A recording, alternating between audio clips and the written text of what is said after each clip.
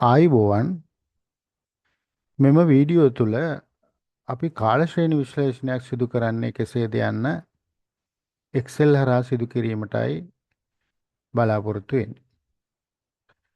එතකොට සාමාන්‍යයෙන් කාල ශ්‍රේණි විශ්ලේෂණයේදී අපිට තියෙන විශ්ලේෂණ ක්‍රම දෙකක්. එකක් තමයි moving average method එක. අපි ඒකට කියන චල මාධ්‍යක ක්‍රමය. අනිත් එක තමයි අඩුතම වර්ග ක්‍රමය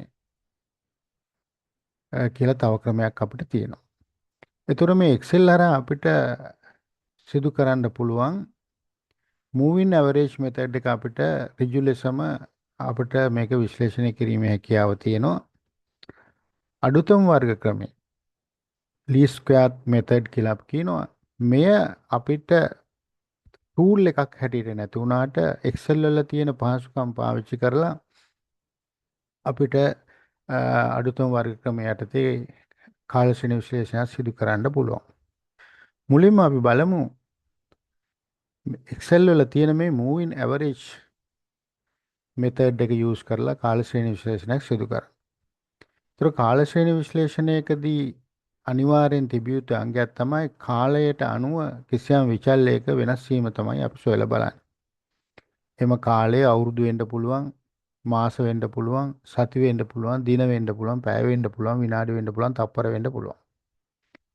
ඒතර මේ moving average නැත්නම් කාල ශ්‍රේණි විශ්ලේෂණ සඳහා මම තෝරාගෙන තියෙනවා අවුරුදු 3ක monthly නැත්නම් මාසිකව විකුණුම් මොන හරි භාණ්ඩයක විකුණුම් ප්‍රමාණයන් මේ අපි දහස් ගණන් හරි ලක්ෂ ගණන් හරි තියෙන එක කුඩා කරලා තමයි මේ 15 18 17 වගේ අපි දාලා තියෙන්නේ මොන හරි එක වේරියබල් එකයි ටයිම් සීරීස් වල තියෙන්නේ. හැබැයි අනිවාර්යයෙන්ම ඒක කාලය අඟවන එකක් තියෙන්න ඕනේ. ඒකට මේකේ අපිට වර්ෂ සහ මාස අපිට තියෙනවා. ඒ අනුව විකුණුම් නැත්නම් සේල්ස් අපිට තියෙනවා. දැන් අපි data වලට ගිහිල්ලා data analysis යටතේ අපි ගන්නවා මේ moving average කියන එක. moving average. මේකට අපි සිංහලෙන් කියනවා චල මධ්‍යක ක්‍රමය. ඒක අපි ඕකේ කිව්වම එයා input range එක ඉල්ලනවා අපිට. අපි input range එක අපිට මෙන්න මේ sales තමයි අපි දෙන්නේ. එම sales ටික දුන්නාම අපි මේක variable name එකත් එක්ක දෙන්න පුළුවන් නැති උනක් කමන්න දුන්නාම එයා interval එක අහනවා. මොකද මේ චල මධ්‍යක ක්‍රමයේදී අපිට පුළුවන් මේ චල මධ්‍යයක හැටියට මෙතන මාස අපිට තියෙන්නේ මාස 3න් 3ට පුළුවන් මාස 4න් 4ට පුළුවන් මාස 5න් 5ට චල මධ්‍යකේ මාස 6න් 6ට මාස 12න් 12ට ආදි ලෙස කිසියම් චල මධ්‍යයක ඉන්ටර්වල් එකක් අපිට සලකුණු කරන්න වෙනවා. එතකොට මේ අපි චල මධ්‍යක තුනක් ගත්තොත් මේ තුනේ එකතුව පළවෙනි තුන එකතු කරා ඒ එකතු කරලා ඒක තුනෙන් බෙදලා මේ මැද ඉලක්කමට තමයි අපි දාන්නේ. ඒතකොට ඔත්තේ සංඛ්‍යාවක 3 5 7 9 ආදි වශයෙන් ගත්තම අපිට මේක ගණනය කරන්න පහසුයි. නමුත් අපි මාස 4ක් ගත්තොත් අපිට එන මැද අගය මාසයකට අදාළව නෙවෙයි එන්නේ. එතකොට මේ පෙබරවාරි මාර්තු මැදට තමයි අපි දාන්නේ. එතකොට ඊළඟ එක අපි ගන්න. එතකොට පළවෙනි එක අතහැරලා ඊළඟ හතර. අර 3 එක ගන්නෙත් එහෙම තමයි. පළවෙනි එක අතහැරලා ඊළඟ 3 තමයි අපි ගන්න. එතකොට ඒකෙදි මතක තියාගන්න ඕන වැදගත් කාරණාව තමයි චල මධ්‍යයක ඉන්ටර්වල් එක අපි ඔත්තේ සංඛ්‍යාවකින් පෙන්නනවා නම් අපිට ඒක මාසයකට අදාළව දාන්න පුළුවන්. ඉරට්ටේ සංඛ්‍යාවකින් පෙන්නනවා නම් 2 4 වගේ 4 6 ඒ ආදි ආශය අපි දානවා නම් ඒක අපිට දෙවරක් කරන්න වෙන. එතකොට මේකේ මාස දෙකක් මැදට තමයි අපිට එන්නේ. ඊට පස්සේ එන මාස දෙකේ අගයන් දෙක ආයෙත් අපි සෙන්ටර්ඩ් එහෙම නැත්නම් කේන්ද්‍රීය චල මධ්‍යකය කියලා එකක් ගන්න කරලා අපිට ගන්න කරන්න ඕන. අපි බලමු මේකේ තුනේ එකක් අපිට. එතකොට අපි කරන්නේ මේ රේන්ජ් එක අපි දුන්නා ඉන්පුට් රේන්ජ් එක අපේ ඉලක්කම් ටික ඊට පස්සේ අපි තීරණය කරනවා මේක චල මධ්‍යකයේ 3 ලෙස ගන්න. ඊට පස්සේ අපිට මේකේ chart එක ඉල්ලන්නත් පුළුවන්. එතකොට chart එක ඕන නම් අපිට chart එක සාමාන්‍ය අපි ගන්නවා chart option output කියන එක ක්ලික් කරන්න ඕන. ඊට පස්සේ අපි මේ input output range එක අපිට මේ ඉදිරියේම ඉල්ලන්න පුළුවන් අපිට. ඉදිරියේම ඉල්ලලා අපි ඕකේ කිව්වම අපිට මේ අගයන් ටික අපිට ලැබෙනවා. එතකොට අපි මේ ප්‍රස්ථාරය අපි වෙන පැත්තට එන්ලාර්ජ් කරලා අපි ගමු වෙනම මේ ප්‍රස්ථාරය අපි.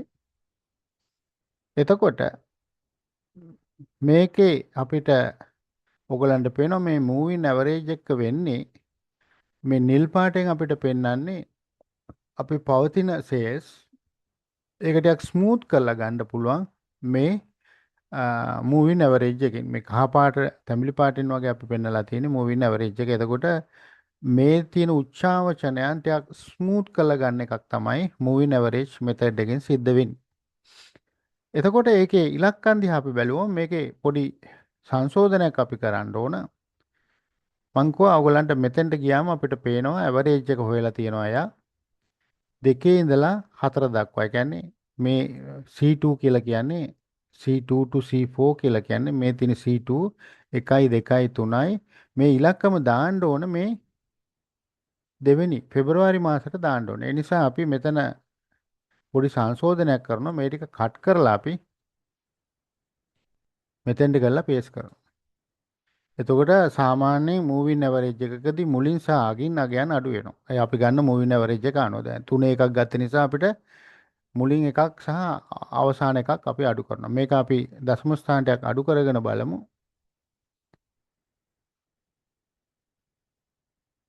ඔය විදිහට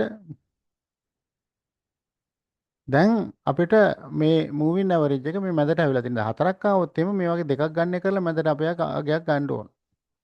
එතකොට දැන් මේක ඇත්තටම මැනුවලි අපි කරනවා නම් සිදු කරන්නේ ඒකත් මම කියලා දෙන්නම්. මෙතන අපි සමාන ලකුණ ගැහුවා. වරහන් ඇතුලේ අපි මේක එකතු කරා මෙයා එකතු කරා ඉලක්කම් 3යි මූවින් ඇවරේජ් එක අපි ඉන්ටර්වල් එක 3ක් හැටියට දුන්නොත් 3යි මේක බෙදීම 3 3යි නම් 3 ඒ කියන්නේ ඇවරේජ් එක නෙමෙයි. මේ ඇවරේජ් කියන එක තමයි මේ කරන්නේ. එහෙම නැත්නම් අපිට පුළුවන් මේක කෙලින්ම සමාන ලකුණ ගැහුවා. ඔය කියන කතාවමයි මම කියන්නේ. ඇවරේජ් කියලා අපි ගැහුවා. ඇවරේජ් එක හොයන්න ඕන මේ මුල් තුනේ කියලා අපි ගහලා මේක එන්ටර් කරාමත් අපිට මේ ඉලක්කමම අපිට එනවා. දැන් අපිට තියෙන්නේ මෙයා පහළට ඇදගෙන යන්න. කියලා මෙතන නතර කරා. දැන් බලන්න මේ ඉලක්කමම තමයි අපි එන්නේ. මේ මැනුවලි කරපේක මේක අපිට මූවින් ඇවරේජ් Excel හරහා දෙන ඉලක්කම තමයි මේ තියෙන්නේ. හරි. එතකොට අපිට කෙලින් මේක දෙනවා. එතකොට මේක මූවින් ඇවරේජ් මම කෙටියෙන් දාන්නම් MA කියලා මූවින් ඇවරේජ්. එතකොට ඒක අපි ප්‍රස්ථාරය දෙනවා මේ ආකාරයට මූවින් ඇවරේජ් එකේ ප්‍රස්ථාරය. එතකොට මේක අපිට අවශ්‍ය නම් මේවා මාස හැටියට අපිට මේක සලකුණු කරන්න ඕන. එහෙම වුණොත් අපි කරන්නේ මෙන්න මේක අපි ඔක්කොම highlight කරලා අපි ප්‍රස්ථාරය ලස්සනට ගන්න ඕන නම් insert අපි මේකේ ගන්න line graph එකක් මෙහෙම දාලා අපිට පුළුවන් මේ ආකාරයට අපේ ප්‍රස්ථාරය සකස් කරගන්න. දැන් අපිට තියෙනවා අවුරුදු ඒ වගේ මාස අපි සේල්ස් සහ මූවින් ඇවරේජ් කියන එක තියෙනවා. ඉතින් ලස්සනට මේ ප්‍රස්ථාරය අපිට අවසන් කරලා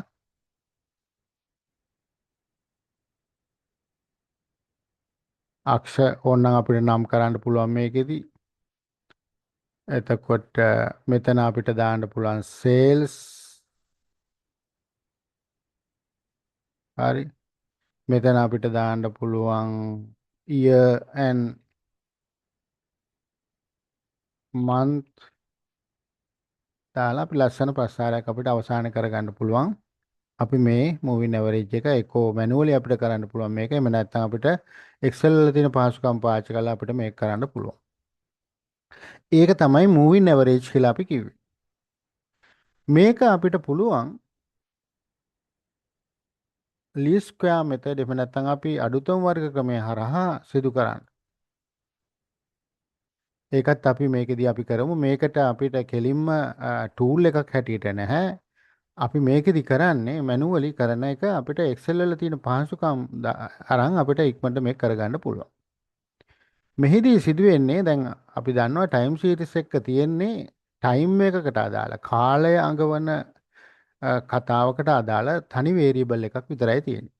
සේල්ස් නම් සේල්ස් මේක වර්ෂාපතනය වෙන්න පුළුවන් උෂ්ණත්වය වෙන්න පුළුවන් සංචාරකයන්ගේ පෙවන කියන්නේ කාලයත් එක්ක සිදුවන වෙනස්කම් හඟවන වේරියබල් එකක් අපිට පෙන්වන්න පුළුවන්. බොහෝ විට මේවා වර්ෂාපතනය වගේ දේවල්ට අපි වැඩියෙන් මේ කාල ශ්‍රේණි විශ්ලේෂණ සිදු කරනවා. මොකද කාලය සමග වෙනස් වෙන දේවල්. දැන් මෙතනදී තියෙන ප්‍රශ්නේ තමයි මේක අපිට මේ අඩුතම් වර්ග ක්‍රමය ලීස්ට් ස්ක්වයර් මෙතඩ් එක යටතේ අපි කරන්නේ රිග්‍රෙෂන් ඇනලිසිස් එක කරා තමයි මේ ටයිම් සීරීස් එක අපි කරන්නේ. ඒතර අපි දන්නවා මේ වෙන විට රිග්‍රෙෂන් එකක් කරන්න අපිට පරායත්ත විචාලයක් සහ ස්වායත්ත විචාලයක් අපිට ඕන.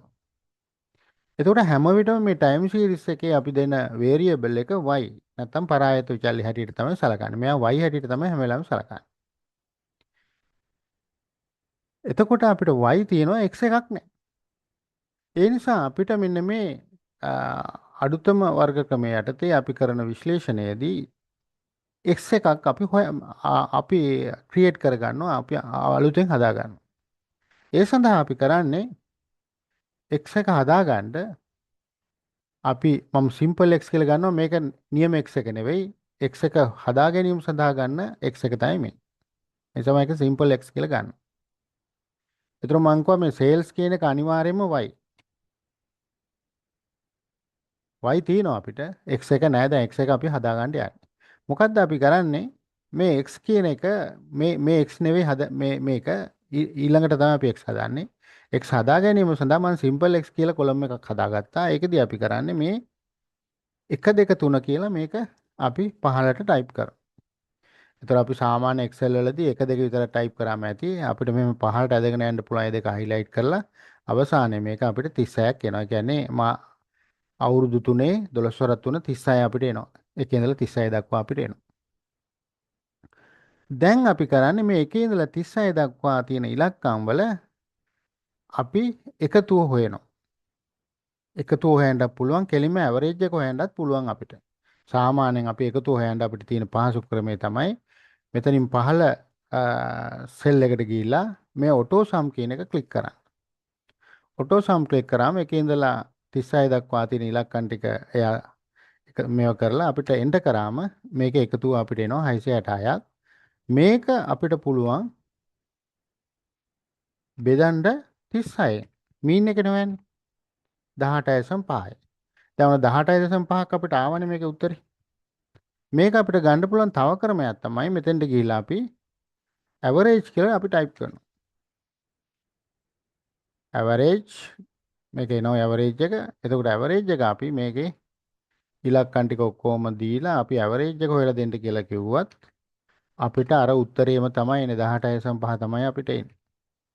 ඒ ක්‍රම දෙකෙන් එකතු කරලා 36 බෙදීම හෝ ඇවරේජ් කියලා අපි ගත්තාම ඇවරේජ් කියලා අපිට දාලා මේක ගන්න පුළුවන්. ඒක 18.5 අපිට ආවා. දැන් මේ 18.5 කියලා කියන්නේ මේ x වල මීන් එකනේ. අපි කරන්නේ ඊළඟට මේ x වලින් x බා අපි අඩු කරනවා. මේ x වලින් අපි අඩු කරනවා x බා මට මෙතන ටයිප් කරන්න බැරි නිසා මම මීන් කියලාම දානවා. x බා කියලා කියන්නේ මීන් එක. x ඍණ මීන්. හෙවත් මේක තමයි අපි x කියලා අපි සලකන්නේ. මම ඒ නිසා කැපිටල් x කියලා අපි නම් කරනවා. මේක තමයි අපි x එක. දැන් අපි මොකද කරන්නේ?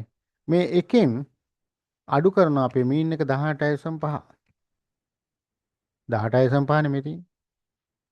එකෙන් 18.5 අඩු කරන්න කියලා අපි කිව්වා. ඒ කරේ ඉතින් නැවත මම කියනවා සමාන ලකුණ ගැව්වා.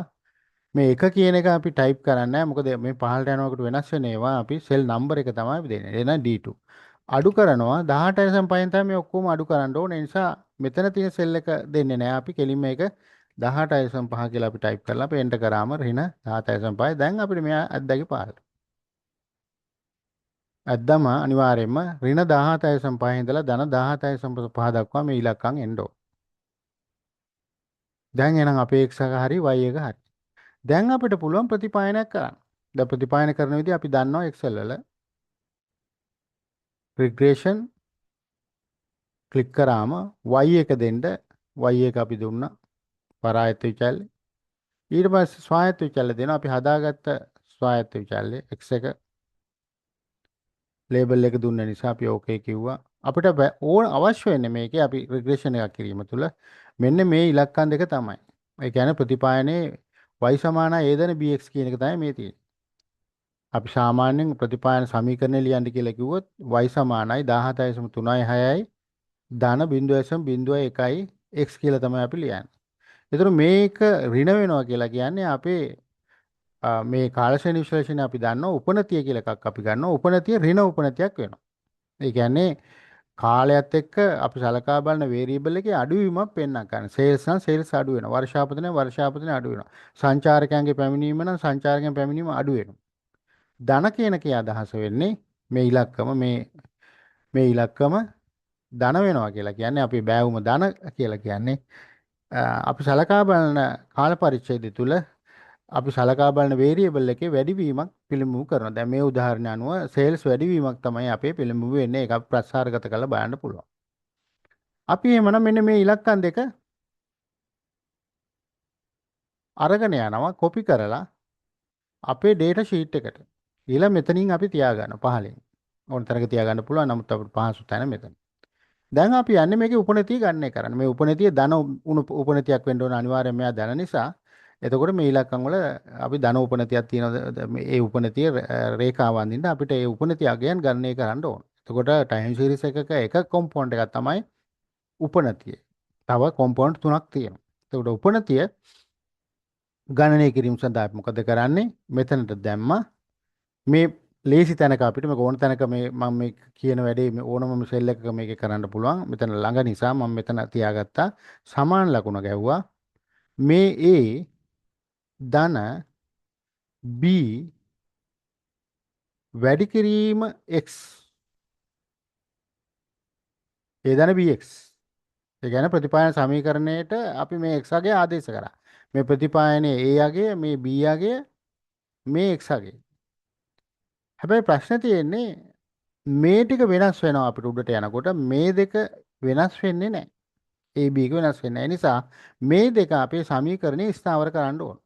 මම කියලා තියෙනවා මීට කලින් ස්ථාවර කිරීම සඳහා අපේ සෙල් නම්බර එකේ ඉංග්‍රීසි අකුරට ඉදිරියෙන් ඩොලර් මාර්කයක් සහ ඉලක්කමට ඉදිරියෙන් ඩොලර් මාර්කයක් දාන්න ඕන. එතකොට A වලටත් අපි දාන්න ඕන. B වලටත් දාන්න ඕන.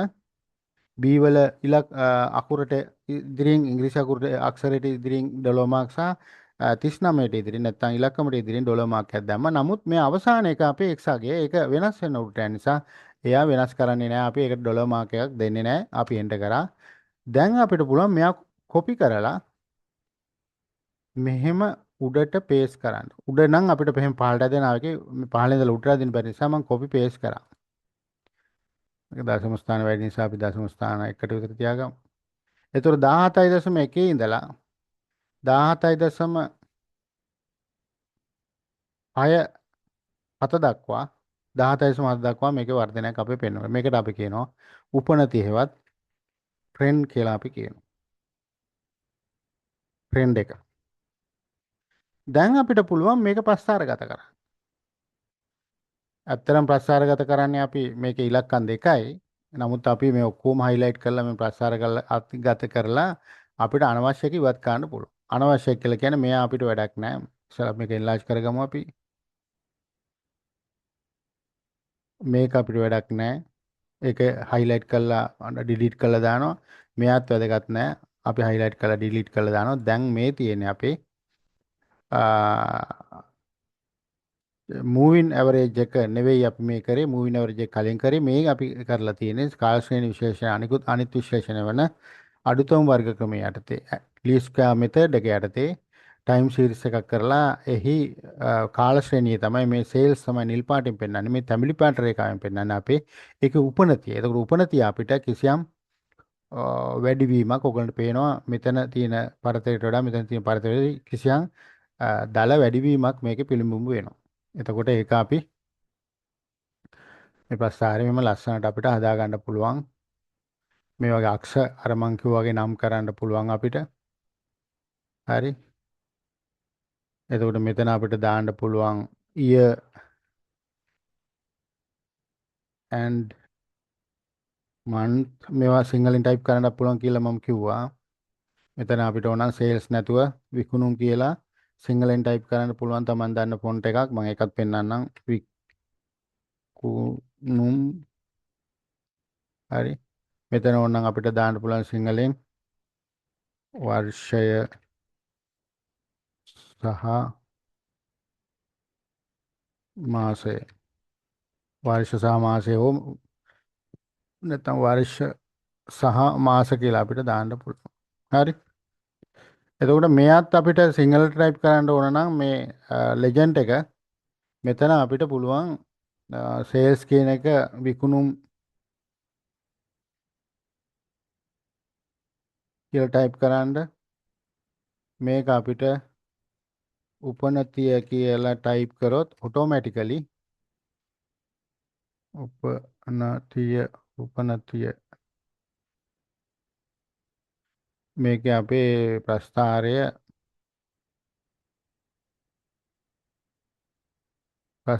මෙතන ලෙජන්ඩ් එක නිකම්ම අපිට වෙනස් වෙනවා.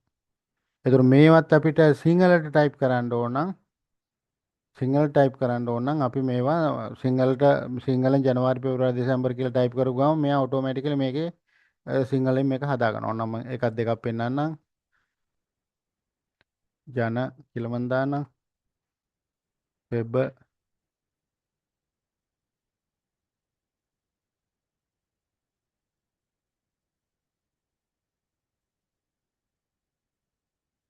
ජනවාරි පිටින් මන් දානම් පෙබරවාරි කියලා ලියන්න පුළුවන්. මෙහෙම පෙබරවාරිම කියලා අපි දාමු.